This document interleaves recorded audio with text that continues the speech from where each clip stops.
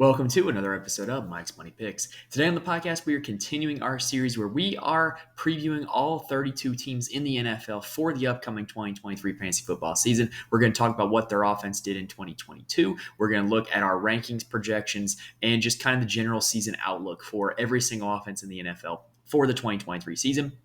We have officially finished the NFC East, so today we are continuing on with the AFC North, and we are starting with the Cincinnati Bengals, which should be an intriguing team to do this for because this is a very prolific offense. Now, we are going to be talking rankings for redraft, dynasty, and best ball. So if you've never played best ball fantasy football, I highly recommend doing so on Underdog. If you use my promo code MConley88, you can get your first deposit matched up to $100. Link is in the description on YouTube. It's also pinned to my Twitter at Mike's Money Picks. Also, if you're watching on YouTube, please subscribe and hit the like button. Really helps me out more than you could ever know, and I really do appreciate it. And if you're listening to the podcast on Spotify, Apple, or wherever you get your podcasts, if you could rate and review if you like what you're hearing, I really do appreciate it. So without further ado, let's go ahead and start talking about the Cincinnati Bengals. Now, as previously mentioned, in 2022, the Bengals are one of the best offenses in the entire NFL, and that bared itself out in the stats. Now, when you look at the Bengals stats, one little anomaly because of the canceled game between the Buffalo Bills and the Cincinnati Bengals, you really have to look through everything with a lens of a per game basis for the Bengals because when you look at totals, they're going to have one less game than everybody else does. So on a per game basis, they ranked 8th in total yards per game, and they ranked 7th in total points per game. They were also one of the league's most pass-happy offenses, ranking 5th in the league in pass rate. Now, obviously, you can inverse that for the rush rate, which means that they were 23rd in the league in rush rate, one of the 5th least rush-heavy team in the NFL. Now, the most notable thing that happened to this offense in 2022, not only did the continuing development of Joe Burrow and T. Higgins and Jamar Chase, in this offense with Zach Taylor as head coach, just kind of continue and keep taking steps forward. But the other most notable thing that happened, most notable event that happened, was Jamar Chase missed 4 games last season due to injury.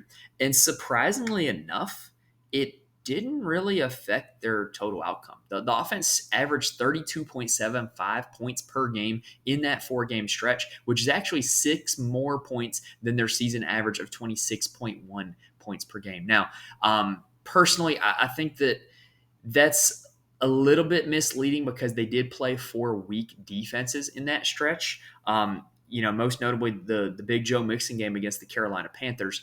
But, I'd really just, put that there to say that, Jamar Chase isn't really like the only thing that made the offense go round here in Cincinnati. Like they were able to have 4 successful offensive football games with Jamar Chase not being on the field. Now, obviously, Jamar Chase is one of the NFL's best wide receivers, but when he got hurt, this offense stayed clicking. So if you got any injury concerns there, don't, because this offense can still be successful when Jamar Chase is not on the field. Now, let's look at the QB position specifically. So Joe Burrow last year finished as QB4 overall and QB4 in fantasy points per game, which was his career best finishes in both categories.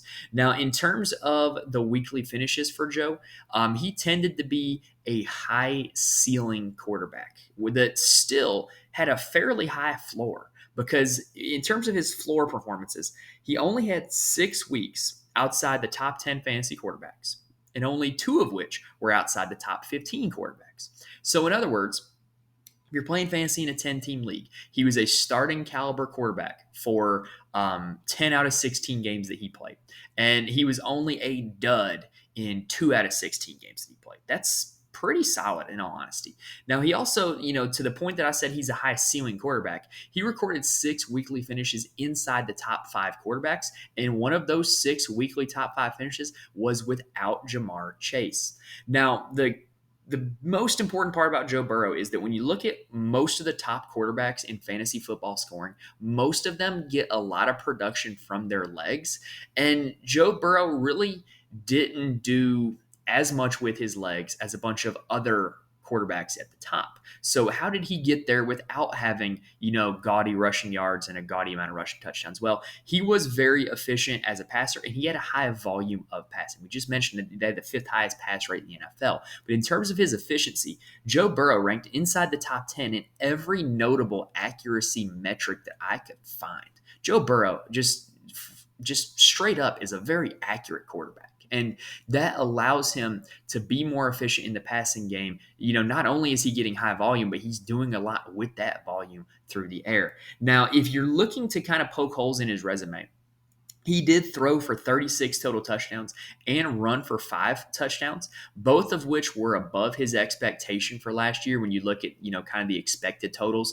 So in terms of expected fantasy points per game, which kind of takes into account area of the field, game flow, a whole lot of stuff that basically just kind of averages everything out, he did rank as quarterback 9 in expected fantasy points per game. So, that's basically saying, could this season have been a little bit fluky? Possibly, but I still think at the end of the day, Joe Burrow, very accurate quarterback in an offense that loves to pass the ball with great weapons around him, and he's going to continue to be a very good thrower of the football. So I think you could view last season as a little bit of, probably a little lucky for Joe Burrow, but at the end of the day, I still think he's an elite fantasy quarterback option. So the bottom line for the Bengals quarterback position is that Joe Burrow is straight up an elite option at the quarterback position that, in my opinion, is in a tier of his own.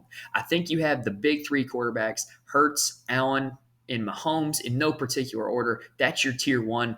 Joe Burrow is in tier 2, and I have him well above any other quarterback. He's well above Justin Fields, Lamar Jackson, Deshaun Watson, any other quarterbacks. I got Burrow well above that next tier. The QB4 last season was his best career finish, but I do expect it to continue because of the eliteness of this offense, because of the efficiency and accuracy of Joe Burrow, and because of the pass volume that they're going to see as well. So Joe Burrow is my quarterback 4 for the 2023 season. If you are playing best ball, I have him as my quarterback 4 there as well. I think Joe Burrow is an elite best ball option that I think might pay dividends more so than where he's being drafted at right now on Underdog and on DraftKings, because he can give you those ceiling performances while giving you very few floor performances. So I really like Joe Burrow as a best ball option, and I really like him as a season-long option also. Joe Burrow is my quarterback 4 for the 2023 season. All right, so let's switch gears just a little bit. Let's go ahead and talk about some running backs.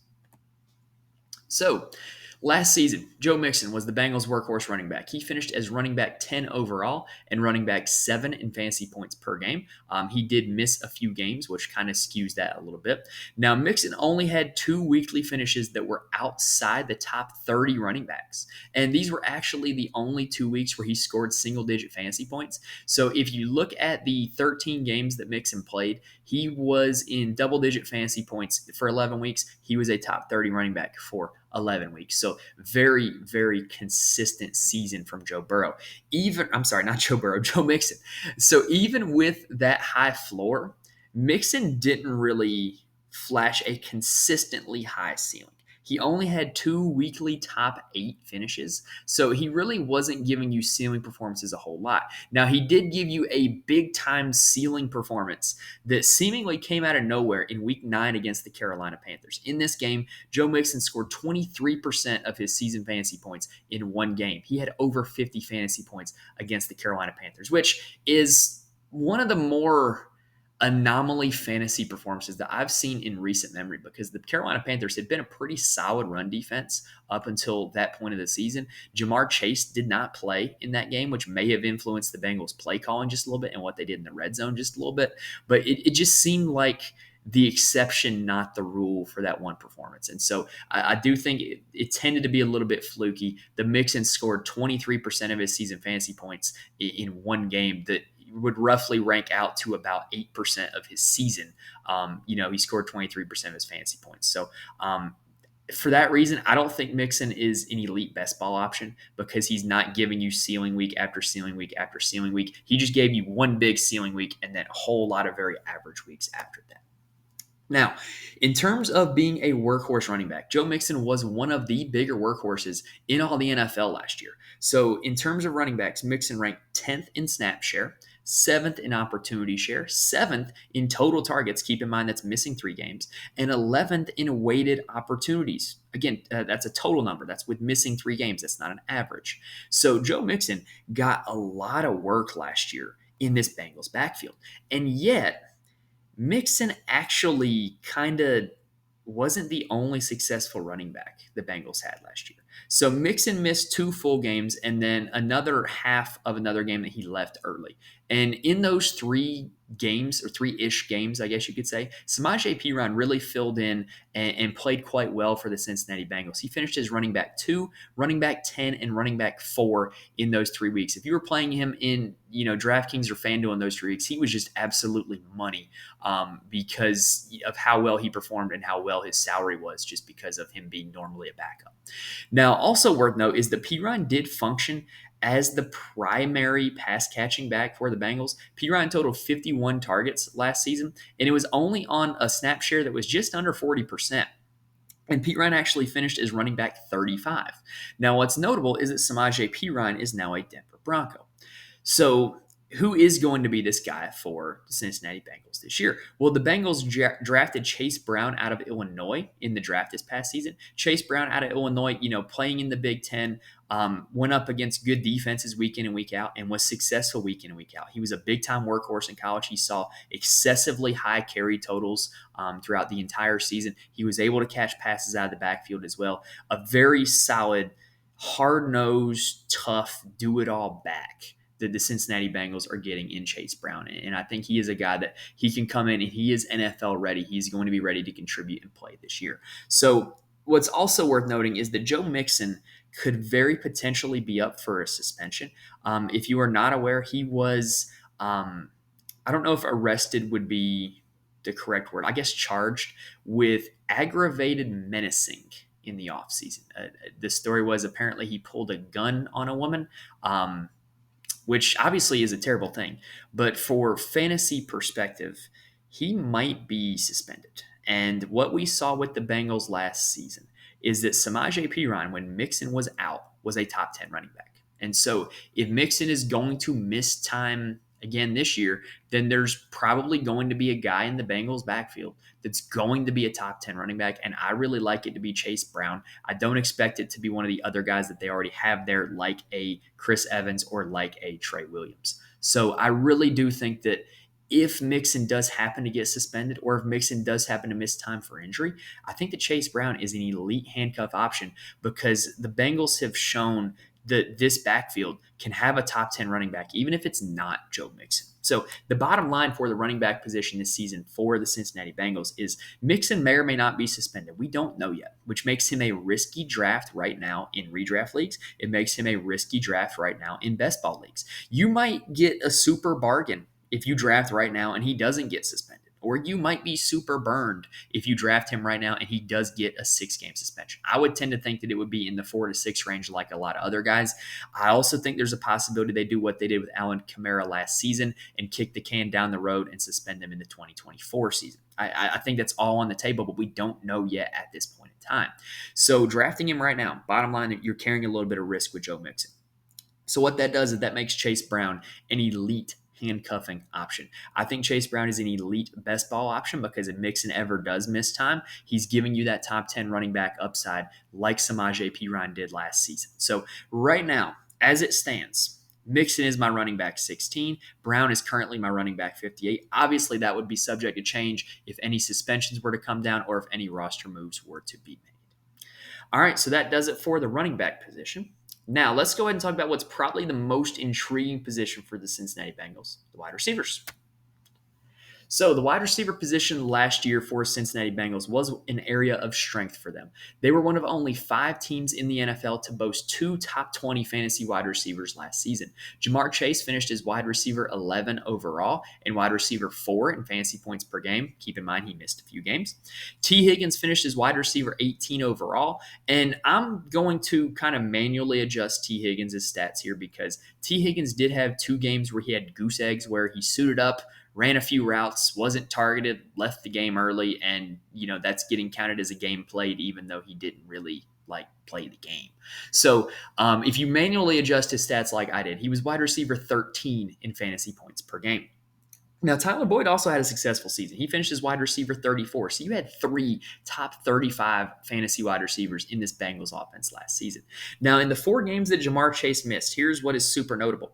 T. Higgins, in that 4-game span, finished as wide receiver 4, wide receiver 6, and wide receiver 23 twice. Also in that 4-game span, Tyler Boyd did not record a weekly top 25 finish. So when Jamar Chase missed, his targets went to T. Higgins.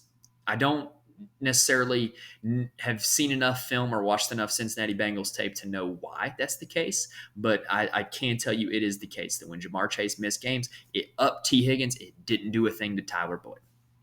Now, Jamar Chase continues to be one of the most high ceiling players in the NFL. If you listen to my podcast last offseason, I had it as kind of a concern as how high ceiling. Wow, that was tough to say. I had it as a concern as to how high ceiling Jamar Chase was. Jamar Chase last year had 5 weekly top 5 finishes. That's kind of insane.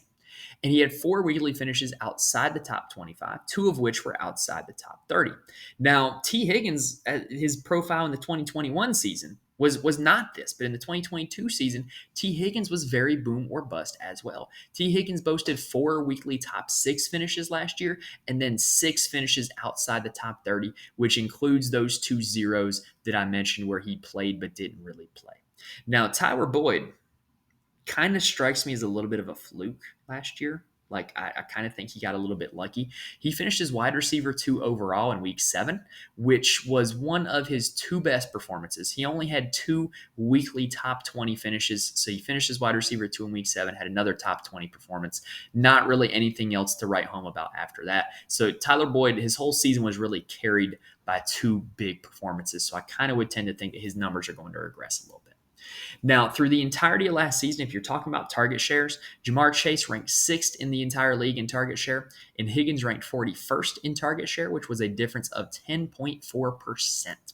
And Tyler Boyd, in case you're wondering, ranked 71st in the league in target share. So Tyler Boyd to finish as wide receiver 34 and to rank 71st in target share, yeah, you can definitely point to that as being a regression candidate. However, if T. Higgins were to miss time, or if maybe the tight end position, Irv Smith Jr. were to miss time, then I think that could up Tyler Boyd a little bit. But I'm just not really a huge believer as where the numbers stand right now. Now, here's one of the stats that I absolutely love because I've been saying this for a whole offseason. And I got to give this guy credits at JAGibbs23 on Twitter. He compiled all of the stats from all of the routes that Jamar Chase and T. Higgins have ran together on the field in the last 2 seasons. Jamar Chase and T. Higgins have ran 849 total routes together. On those 849 routes, in terms of targets, Jamar Chase was targeted 184 times. T. Higgins was targeted 179 times. That's a difference of only 5 targets. In terms of air yards, Jamar Chase had 2,055. T. Higgins had 2,053. That's a difference of 2 air yards. And in terms of PPR fantasy points, Jamar Chase, 382. T. Higgins, 360. That's a difference of 22 fantasy points. If you count the games that they have played together only, that's about 1 PPR fantasy point per game. So these 2 guys are not all that different when they are on the field together. What has been different is the availability of these 2 guys and their shares when the other is not on the field. If I'm being totally honest, when T. Higgins misses, Jamar Chase goes way up. When Jamar Chase misses, T. Higgins goes way up. So I really think that that's an interesting tidbit as to how close those 2 guys have been together when they've been on the field at the same time. So the bottom line for the Cincinnati Bengals wide receiver position, both Jamar Chase and T. Higgins are high upside, low floor players on a weekly basis and a season-long basis. I think they make for elite best ball options for that reason. The wide receiver position, you can find a lot of guys that can have, a steady floor. These guys are going to give you a high ceiling. They're going to give you those spike weeks. I have Higgins ranked closer to Jamar Chase than most consensus rankings do. Tyler Boyd, I'm not super interested in. I think he functions as a handcuff. I think his value really increases should Chase or Higgins end up missing time. Now, for the 2023 season, Jamar Chase is my wide receiver 5. T. Higgins is my wide receiver 12. Tyler Boyd is my wide receiver 53. Now, like I said, I'm a little bit closer on Chase and Higgins than most people because of how similar their profiles are when they're both on the field together. I'm actually a little bit lower on Chase for my season-long ranks than most people are because of how boom or bust and how volatile he can be. So Jamar Chase is my wide receiver 5. I know a lot of people have him as wide receiver 2 or wide receiver 3. So let's go ahead and shift gears a little bit and let's talk tight ends. So In 2022, the Bengals targeted the tight end position 94 times, which ranked 25th in the league. It's not great. Hayden Hurst was the primary tight end last year, and he finished as tight end 21 overall and tight end 18 in fantasy points per game. He missed 3 games. That explains the discrepancy in those two numbers. In terms of the weekly outputs, Hurst finished as a top 12 tight end in 5 of his 13 active games. In the games that Hurst missed, Mitchell Wilcox filled in nicely, was tight end 32, which was not great, but then tight end 10 and tight end 14 in Hurst's 3-game absence. So overall, among tight ends, Hayden Hurst ranked 12th in targets, 16th in target share, and 24th in snap share. So here's how I can explain those stats to you. When he was on the field, he was getting targeted a lot. But when he was on the field, it wasn't a block. It wasn't to be a decoy. He was on the field to catch the football. And so I really think when you look at those numbers, Hayden Hurst had about a par for the course finish last year. If he would have been healthy for all 16 games, I guess 17 if you include the Bills game that got canceled, I do think that his numbers would have looked better. And I think that the tight end position can be very lucrative in this Bengals offense. Now, Irv Smith Jr.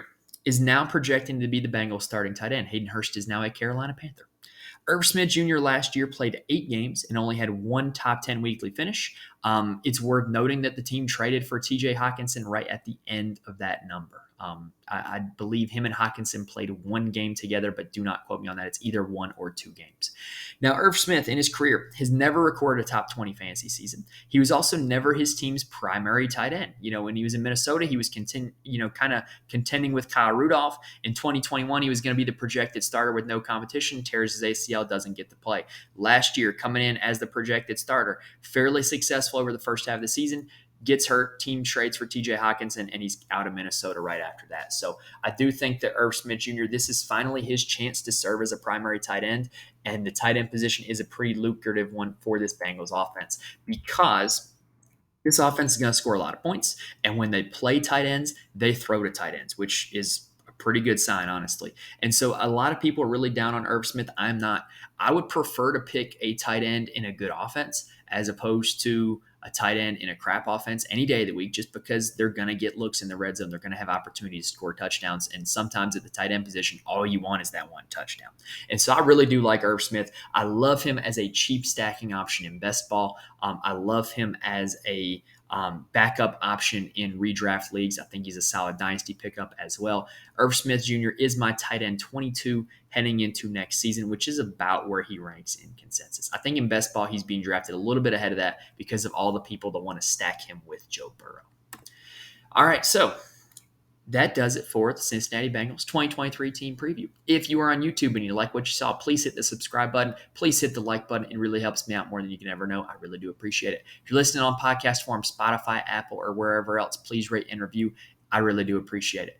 Now, also, I mentioned earlier, if you want to try some best ball drafts on Underdog, or if you want to do player props on Underdog, I highly recommend it. It's a lot of fun. Use my promo code MConley88. You'll get your first deposit matched up to $100. It's free money. Give it a shot.